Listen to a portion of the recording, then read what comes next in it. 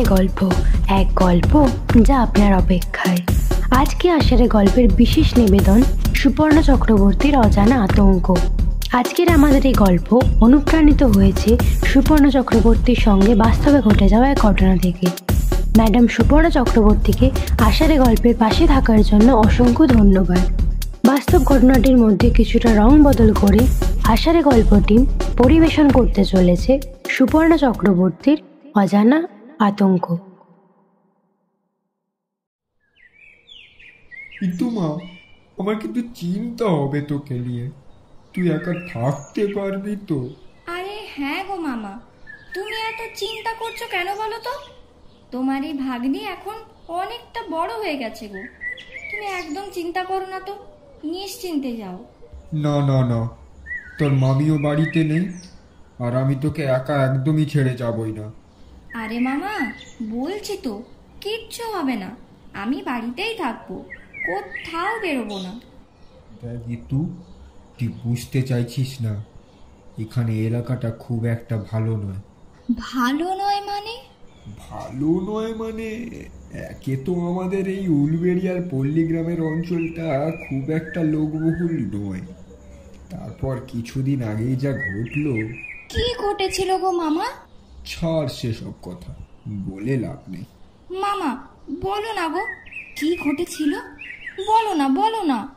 কিছু না রে তুমা, বলো না গো মামা, কি ঘটেছিল? দেখ, তুই যদি একা থাকতে চাস তাহলে শুধু শুধু তোর ভয় বাড়িয়ে তো কোনো লাভ নেই। ভয়? কিসের ভয় গো মামা? আরে পাগলি, কিছু না রে। তুই শোন, গেট টেট সব লাগিয়ে বসিস, আর হ্যাঁ, পুরোপুরি সন্ধে নেমে আসার আগে সব লাইট লম্পগুলো জ্বালাস।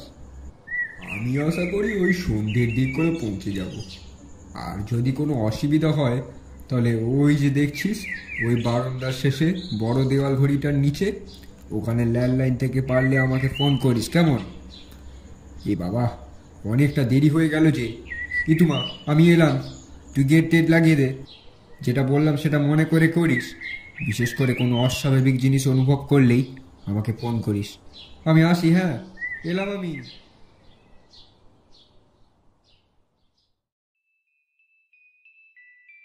এই বলে তো মামা চলে গেল, কিন্তু মনের মধ্যে কত সব নাম না জানা কৌতূহল জাগিয়ে দিয়ে গেল।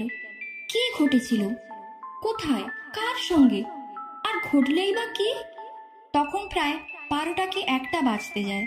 আমি গেট লাগিয়ে নিজেই নিজের খাবার বেড়ে মধ্যাহ্নভোজ সম্পূর্ণ করলাম। খাওয়া দাওয়ার পর আমি দোতলায় উঠে এলাম। বৈশাখের এই চড়া রোদ তার তেজ জানান দিচ্ছিল দোতলার উত্তর পশ্চিম জানলা দিয়ে। আমার মামাবাড়ির দোতলায় ওঠা সিঁড়ি ধরে উঠলেই চোখে পড়বে একটা বিরাট হল ঘরের মতো খোলা বারান্দা। ঘরের উত্তর পশ্চিম দিকে ও তার ঠিক উল্টো পূর্ব দক্ষিণ দিকে একটি করে প্রকাণ্ড জানলা রয়েছে। তারই সাথে উত্তর পশ্চিমের জানলার সামনেই রয়েছে একটি বহু কারুকার্য করা সেগুন কাঠের খাট, যার উপর আমি এখন বসে আছি। বসে আছি বললে ভুল কথা, আসলে আমি এখন আমার সব থেকে প্রিয় কাজ অর্থাৎ বই পড়ছি। যখন পরিবেশ পুরোপুরি নিস্তব্ধ হয়ে যায় তখনই আমার এই বাতিকটা জেগে ওঠে। আজ এই সময়টা আমি মামা বাড়িতে পুরোপুরি একা। সেই সকালে মামি বেরিয়ে গেছে তার কোনো এক আত্মীয় শরীর খারাপের খবর শুনে। আর মামা এই যে একটু আগেই বেরোলো, তার কাজের কি একটা জরুরি তলকে। আমার যদিও বা কোনো সমস্যাই হবে না, কারণ এই মূল্যবান সময়গুলো আমি আমার সব থেকে প্রিয় কাজটি করতে পারবো। ও হ্যাঁ, আমি তো ভুলেই গেলাম, আমার নাম সুপ্রিয়া, ডাক নাম হলো ইতু। এই নামটা থাকার যদিও বা একটা কারণ আছে। আমি লক্ষ্মী পূর্ণিমার দিন জন্ম হয়েছিলাম, আর তোমরা হয়তো জানো যে লক্ষ্মী ঠাকুরের আরেক নাম হলো ইতু। তাই মা বাবা ভালোবেসে ও দেবী লক্ষ্মীর প্রতি ভক্তিতেই আমার এই নামটি রেখেছিল। আজ অনেক বছর পর আমি গরমের ছুটিতে মামা বাড়িতে এসেছি। এর আগে সেই কত ছোট্টবেলায় মা বাবার সঙ্গে এসেছিলাম, কিন্তু এইবারে আমাকে মামাই নিয়ে এসেছে এখানে। আমার মামা খুব ভালো জানো, খুব হাসি খুশি মেজাজের। মামা আমাকে খুব ভালোবাসে, তবে মামিও আমাকে কম ভালোবাসে না। আমি গল্প বইটা বার করে পড়তে শুরু করলাম।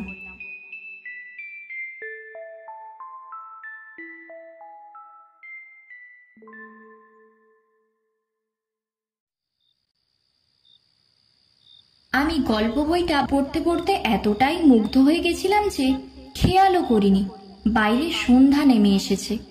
আমি তো বুঝতেই পারতাম না যদি বাইরে মেঘের গর্জন ঝড়ের আগমনের জানান না দিত।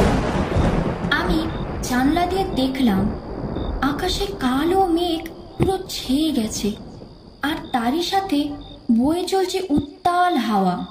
ওই যে দূরে ওই তাল গাছগুলো, হ্যাঁ ওই যে ওখানে কবরস্থানটা ঠিক পাশে, ওই গাছগুলো যেন আর বেড়ে উঠছে না এই প্রবল হাওয়ার সামনে, কিন্তু তাও তারা যেন হার মানতে রাজি নয়। খানিক বাদে আমার বাঁ চোখের নিচটায় একটা জলের ফোঁটা পড়ল। মনে হয় এবার বৃষ্টি নামবে। বলতে না বলতেই মুষলধারে বৃষ্টি নেমে এলো। আমি গরমে বৃষ্টির এই মধুর ঠান্ডা পরিবেশটা হাতছাড়া যাতে না হয় তার জন্যই আমি আমার মাথার ধারের জানলাটা হালকা ভেজিয়ে দিলাম। কিন্তু ওপাশের মানে পূর্ব দক্ষিণ দিকের জানলাটা আমি পুরোপুরি বন্ধ করে দিয়ে এলাম, যাতে ঘরের মধ্যে বেশি জল না ঢোকে।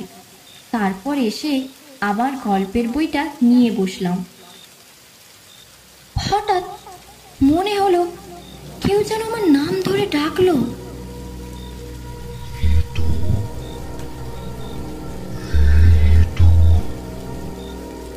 গলাটা আমার চেনা জানা লাগলো না। এরকম গলার মানুষকে তো আমি কোনোদিনও দেখেছি বলে আমার মনে হয় না। তবে কি কেউ আমাকে ডাকছে? না না না, এটা তো আমার ডাক নাম। এটা তো বাড়ির লোক ছাড়া অন্য কারোর জানার কথা নয়। ডাকটা আর শুনতে পেলাম না। আমি তখনই পারলে সাড়া দিতে পারতাম, কিন্তু সেই সময় আমার মায়ের বলা একটা কথা মনে পড়ে গেল। মা বলেছিল যে এরকম অচেনা অজানা জায়গায়, তাও বিশেষ করে পল্লীগ্রামে, মানে আমার এই মামা বাড়িতে, কেউ যদি আমাকে 3 বারের কম ডাকে তাহলে তাকে নাকি সাড়া দিতে নেই। সত্যি তো, ডাকটা সেই 2 বারই শুনতে পেলাম, আর তো কই পেলাম না। মনের মধ্যে কৌতূহলকে চেপে রেখে আমি আবার আমার গল্পের বইটিতে মনোযোগ দিতে শুরু করলাম।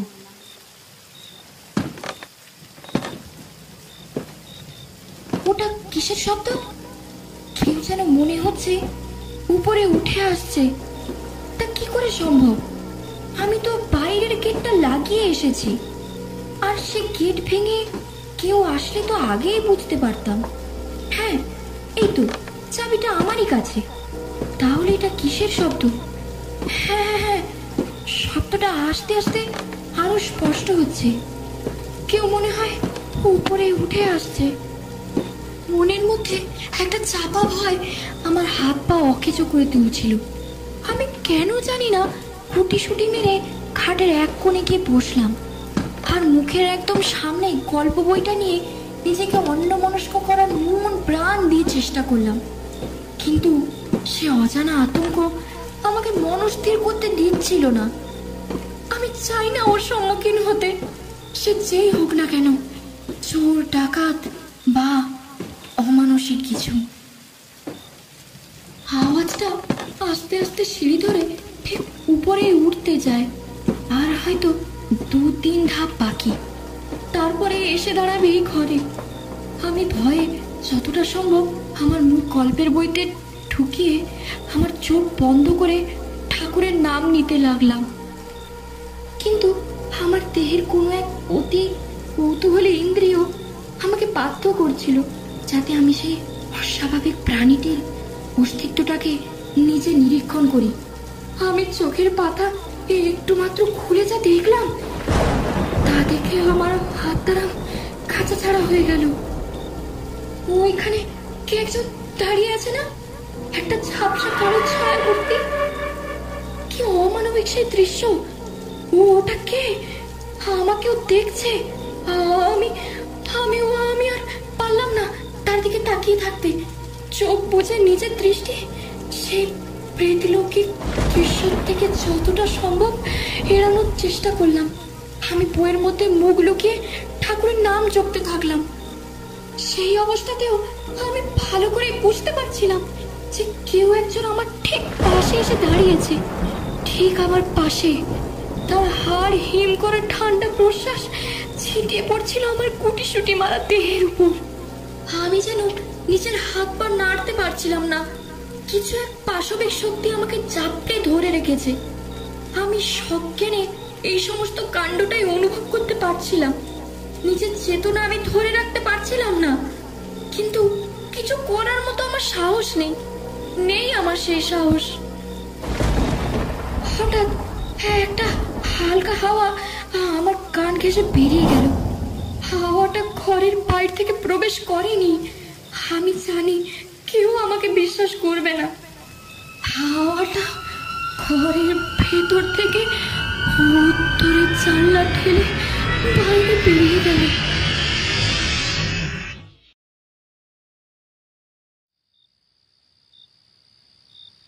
অনেকক্ষণ সেই অবস্থাতে আমি কাঠের পুতুলের মতো পড়েছিলাম। অবশেষে পরিবেশ কিছুটা স্বাভাবিক মনে হলো। নিজের হাত পাও এবার অনেকটা সতেজ মনে হলো। আমি খাট থেকে উঠে ঘরের লাইটটা জ্বালিয়ে দিলাম। তারপর দুতলা থেকে নামতে নামতে যত লাইট ছিল সব জ্বালাতে জ্বালাতে নিচের বারান্দায় নেমে এলাম। এসে মেন গেটটা দেখলাম। হ্যাঁ, যা ভেবেছিলাম ঠিক তাই। গেটে তো তালা ঝুলছে, কোনো মানুষের প্রবেশ তো সম্ভবই নয়। আমি গেটের দিকেই মুখ করে একটা বেতের চেয়ারে বসলাম। আমি চেষ্টা করলাম যাতে নিজের মনটাকে আবার গল্পের বইতে স্থির করতে পারি। যা, কারেন্ট চলে গেল। আমি রীতিমতো চমকে উঠি। সেই সময় আমাদের দরজায় কেউ ঠকঠক করলো। আমি কিছু বোঝার পরিস্থিতিতেই ছিলাম না। এমনকি আমি এতটাই আতঙ্কিত হয়েছিলাম যে দরজায় কে আওয়াজ করছে তা না জিজ্ঞাসা করে দরজাটা খুলে দিলাম। কি রে তোমার এরকম, তোর মুখ চোখের অবস্থা এরকম কেন রে? ভূত দেখেছিস নাকি রে? এই নে তরমুজ এনেছি, চ মামা ভাগ্নি মিলে খাবো। আমি আর মামাকে কিছু বললাম না সেই মুহূর্তে। মামার কাছ থেকে তরমুজটা নিয়ে রান্নাঘর থেকে কেটে এনে দুজনে মিলে গল্প করতে করতে খেলাম। কিন্তু মনের মধ্যে সেই কিছু মুহূর্তের অজানা আতঙ্ক আমার জীবনে এক নতুন অনুভূতি জাগিয়ে তুলল। এরপরে আরো কয়েকদিন মামা বাড়িতে ছিলাম, কিন্তু কোনোদিনই সেই রকম কোনো ঘটনা আর ঘটেনি।